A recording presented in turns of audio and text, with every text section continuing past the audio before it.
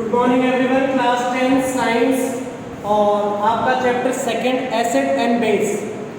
इस चैप्टर में आपको मैंने स्टार्टिंग के 5 पॉइंट बता दिए थे जिनमें आपके पास था एसिड की प्रॉपर्टीज, बेस की प्रॉपर्टीज, ठीक है, ये फिजिकल प्रॉपर्टीज के बारे में बात हो रही है। उसके बाद हमने बात की थी इंडिकेटर्स के बारे में and then physical chemical property of acid and chemical property of base. तो ये डिफरेंशिएशन हमारे पास अच्छे से हो गया था एसिड और बेस के कंप्लीट कंपैरिजन की टेबल इस चैप्टर के बाद में लास्ट में मैं आपको यहाँ पर कंप्लीट करवा दूंगा।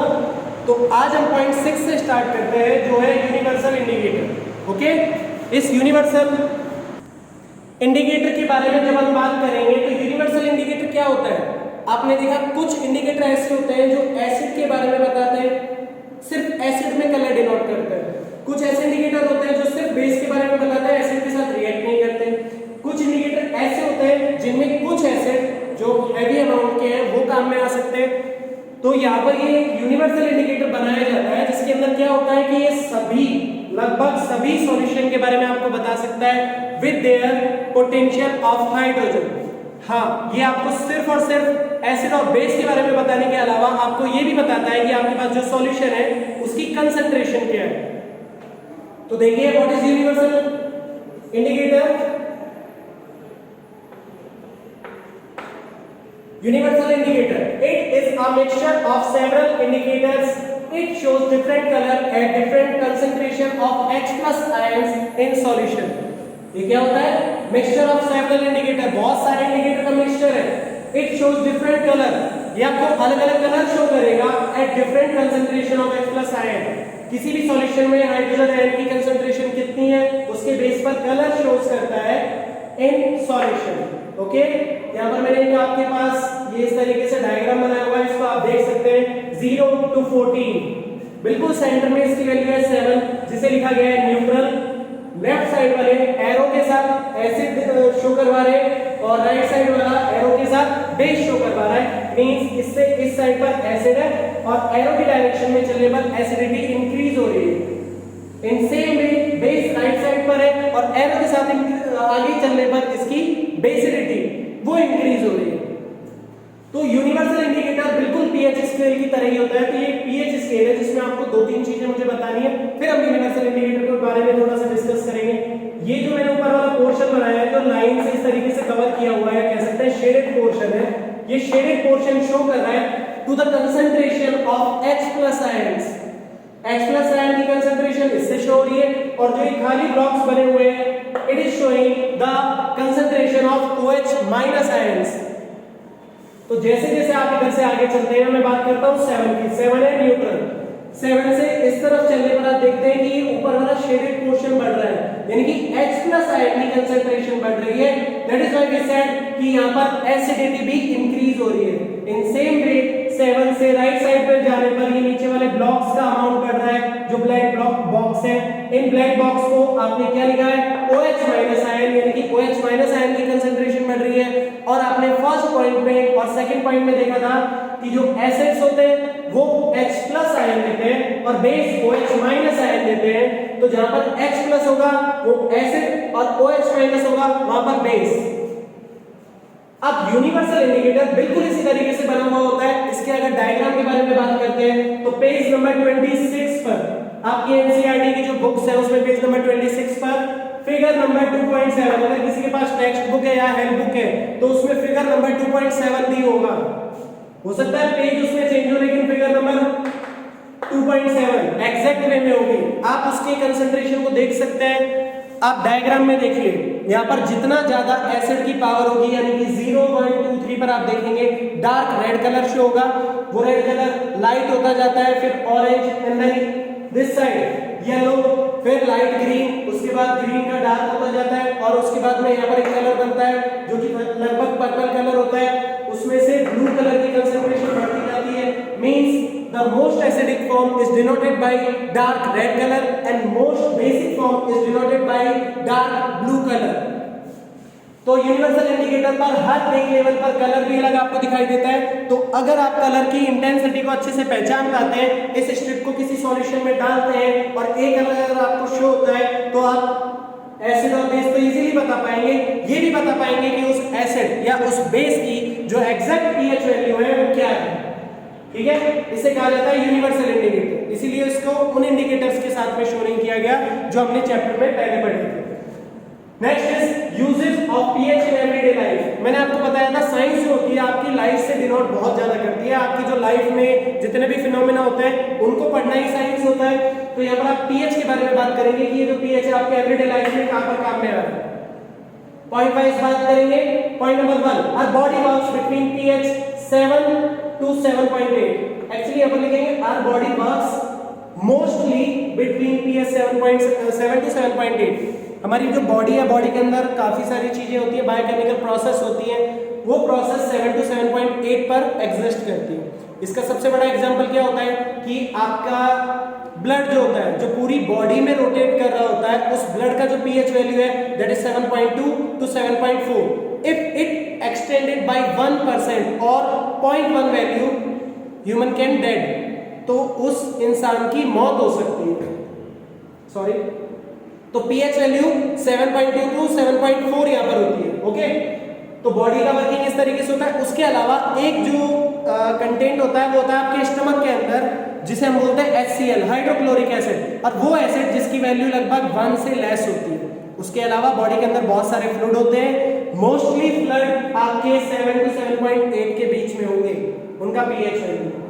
सेकंड पॉइंट है pH of rain less than 5.6 is acidic rain. अगर कभी रेन होती है और उसका पीएच वैल्यू आप मेजर करते हैं, वैसे तो रेन का जो वाटर होता है बिल्कुल फ्रेश फॉर्म होता है और सबसे ज्यादा प्योरेस्ट फॉर्म हो सकता है, लेकिन एटमॉस्फेयर में जितने डस्ट, डर्ट और जितना भी पॉल्यूटेंट है वो सारा उसके साथ मिक्स होकर नीचे आता है। इन दैट वे आपके पास जो रेन होती है उसका पीएच 7 एग्जैक्ट नहीं होता और पॉल्यूटेंट की वजह से लेस देन 7 हो जाता है। ठीक है, 7 से ज्यादा क्यों नहीं होता? क्योंकि पॉल्यूटेंट जितने भी हमारे एटमॉस्फेयर में है उन सभी का पीएच वैल्यू लेस देन 7 होता है, मोस्टली वो एसिडिक होते हैं। That is why the rain is also acidic. लेकिन अगर इसकी वैल्यू 7 से 6 या 5 तक जाती है तो एसिडिटी उसमें बढ़ रही होती है। इन दैट केस 5.6 से कम होने पर, इससे बिल्कुल भी कम जाने पर उसे एसिडिक रेन कहा जाता है, यानी कि रेन की फॉर्म में प्योर एसिड आपके ऊपर आ रहा है। In that case there can be some kind of distortion. यहाँ पर काफी सारे डिस्टॉर्शन हो सकते हैं, कोरोजन हो सकते हैं, और वो कौन से होते हैं? आपके जितने भी मॉन्यूमेंट्स होते हैं, टेम्पल होते हैं, मॉस्क होते हैं, ठीक है, ये सारी की सारी चीजें मोस्टली आपके मार्बल से बनी हुई होती है और इन मार्बल का कोरोजन होता है in the presence of acid. अगर आप बात करते हैं इसके अलावा इसकी सॉइल की फर्टिलिटी पर भी बहुत डिफरेंस पड़ता है। सॉइल का एक पीएच वैल्यू फिक्स होता है, मेंटेन होता है, ठीक है, हर अलग अलग टाइप की क्रॉप के लिए। जैसे ही एसिडिक रेन होती है उसका जो पीएच वैल्यू है वो डाउन हो जाएगा। मान लीजिए पहले से 6 पीएच पर है और ज्यादा एसिड मिक्स होने पर उसका वैल्यू 6 से भी लेस हो जाएगा, या अगर वो बेसिक नेचर में है तो उसका वैल्यू वापस से एसिडिक हो जाएगा। तो कहीं ना कहीं ये उसको भी डिस्टॉर्ट करता है। Point number 3, tooth decay start when pH of mouth is less than 5.5। 5.5 से नीचे के जितनी भी वैल्यू होती है, अगर माउथ के अंदर आपके जो सलाइवा है, सलाइवा में काफी सारे एंजाइम होते हैं, डाइजेस्टिव जूस होते हैं, जिनकी पीएच वैल्यू लेस देन 7 ही होती है, 7 से कम वाले होते हैं, मोस्टली एंजाइम आपके एसिडिक होते हैं, लेकिन वो कुछ टाइम तक आपके माउथ में रहते हैं, आपके बाइट के साथ मिक्स होते हैं और वापस से अंदर चले जाते हैं। इन दैट वे आपका जो माउथ है नॉर्मल हो जाता है। उसके अलावा आप पानी पीते हैं, बहुत सारी बेसिक चीजें खाते हैं, तो सब न्यूट्रलाइज हो रहा होता है। लेकिन फिर भी आपसे कहा जाता है कि मॉर्निंग में जब आप ब्रश करें तो सिर्फ ब्रश ना करें, उसके साथ टूथपेस्ट यूज करें। वो टूथपेस्ट यूज करने का रीजन क्या है कि टूथपेस्ट नेचर में बेसिक फॉर्म में होती है और वो बेसिक फॉर्म आपके माउथ के एसिड के साथ मिलकर न्यूट्रलाइजेशन रिएक्शन करती है और उसकी एसिडिटी को खत्म करती है। ओके, उसके बाद है plant need specific pH for their healthy growth. Plant की हेल्दी ग्रोथ के लिए उनको एक स्पेसिफिक पीएच की नीड होती है। प्लांट की जो सॉइल होता है, प्लांट आपकी जितने भी फील्ड होते हैं उनमें जो सॉइल होता है उसकी फर्टिलिटी को चेक करवाया जाता है। उसकी फर्टिलिटी को चेक करवाकर उसके पीएच को देखा जाता है। अगर पीएच आपके लिए सूटेबल है तो आप उसमें नॉर्मल तरीके से अपनी फार्मिंग कर सकते हैं, अगर नहीं है तो आपको उसे ट्रीटमेंट करवाना होता है और ट्रीटमेंट करवाकर उसका पीएच मेंटेन करना होता है। इसके बाद होता है सेल्फ डिफेंस बाय एनिमल। बहुत से एनिमल या प्लांट की भी बात करें तो वो भी अपना सेल्फ डिफेंस करते हैं, तो यहाँ पर एनिमल के साथ में प्लांट भी लिख देते हैं। प्लांट और एनिमल का जो सेल्फ डिफेंस होता है उसमें देखिए ये दोनों एनिमल और ये प्लांट आर्ट स्ट्रिंग यानी कि चींटी जब खाती है, बी स्टिंग मधुमक्खी जब डंक लगाती है, नेटल स्टिंग नेटल एक टाइप का प्लांट होता है जिसके पास में से कभी भी आप क्रॉस होते हैं और वो आपकी स्किन पर टच हो जाता है, इन दैट वे उसके अंदर बहुत छोटे छोटे स्पाइन होते हैं, वो आपकी स्किन से कांटेक्ट में आ जाते हैं, तो आपको वहां पर इचनेस, रेडनेस और इरिटेशन होने शुरू हो जाती है, जस्ट बिकॉज उनकी जो स्टिंग है उसके अंदर एक एसिड होता है जिसे हम कहते हैं फॉर्मिक एसिड। फॉर्मिक एसिड आपका यूजर लैंग्वेज का वर्ड है, उसके अलावा इसका टेक्निकल वर्ड जो होता है वो होता है मेथेनोइक एसिड। तो याद रखना मेथेनोइक एसिड और फॉर्मिक एसिड बिल्कुल सेम होते हैं, इनमें कोई डिफरेंस नहीं होता, दोनों एक ही टाइप के एसिड के नहीं होते। ओके, तो ये आपके पीएच का वर्क था आपकी एवरीडे लाइफ में। उसके बाद बात करेंगे सॉल्ट की। आपने इस चैप्टर में एसिड को कंप्लीट पढ़ा, बेस को कंप्लीट पढ़ा, उनकी प्रॉपर्टीज, उनके रिएक्शन के टाइप को, उसके अलावा इनकी डेली लाइफ के यूज को भी पढ़ लिया। अब बात आती है साल्ट के बारे में। तो साल्ट को देखते हैं। साल्ट होते क्या है? These are the ionic compound formed by neutralization reaction। जब भी न्यूट्रलाइजेशन रिएक्शन होती है उसमें साल्ट हमेशा फॉर्म होंगे। न्यूट्रलाइजेशन रिएक्शन क्या होती है? Acid plus base make salt plus water. Okay, ये कंपोजिशन याद रखनी है, acid plus base make salt plus water. तो यहाँ पर ये जो साल्ट बना है ये न्यूट्रलाइजेशन रिएक्शन में ही बना है। ये आयनिक कंपाउंड होते हैं और न्यूट्रलाइजेशन रिएक्शन से बनते हैं। Next point, pH value is mostly 7। इसकी जो पीएच वैल्यू होती है मोस्टली 7 होती है, नॉट ऑलवेज। 7 से कम और ज्यादा भी हो सकती है। अब आप मुझे बताइए साल्ट का मतलब ही है जो न्यूट्रलाइजेशन से बन रहा है, ना एसिडिक ना बेसिक, तो 7 से कम और ज्यादा कैसे हो सकती है? वो कुछ इस तरीके से हो सकती है। यहाँ पर मैंने दो एग्जांपल लिखे हैं, ए और बी। ए एग्जांपल में एसिड है और बेस है, इनका रिएक्शन करवाकर साल्ट और वाटर बन रहा है। बी की बात करते हैं, इसमें भी आपके पास एसिड है और बेस है, ये दोनों रिएक्ट करके साल्ट और वाटर बना रहे हैं।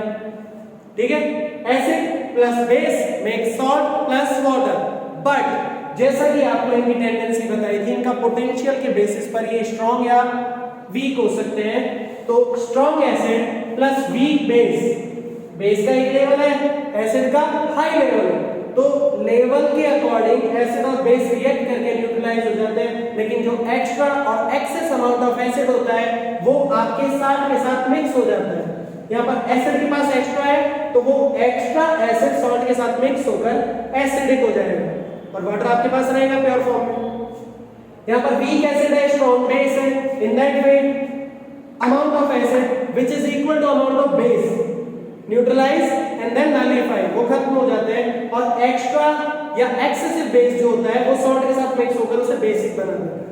ओके, तो there are two more type of salt. Salt एक तो न्यूट्रल हो ही सकते हैं जो हम हमेशा से पढ़ते हैं, साल्ट आपके एसिडिक भी हो सकते हैं और साल्ट आपके बेसिक भी हो सकते हैं। तो देखिए एसिडिक सॉल्ट और बेसिक सॉल्ट। एसिडिक सॉल्ट जिनकी पीएच वैल्यू लेस देन 7 होती है, बेसिक सॉल्ट जिनकी पीएच वैल्यू मोर देन 7 होती है। ओके, तो 7 से कम वैल्यू और 7 से ज्यादा वैल्यू, ये दोनों वैल्यू आपके पास साल्ट के अंदर हो सकती है। तो आज के लिए जो मुझे बताना था वो इतना ही था, आप इसे नोट कर सकते हैं। Thank you.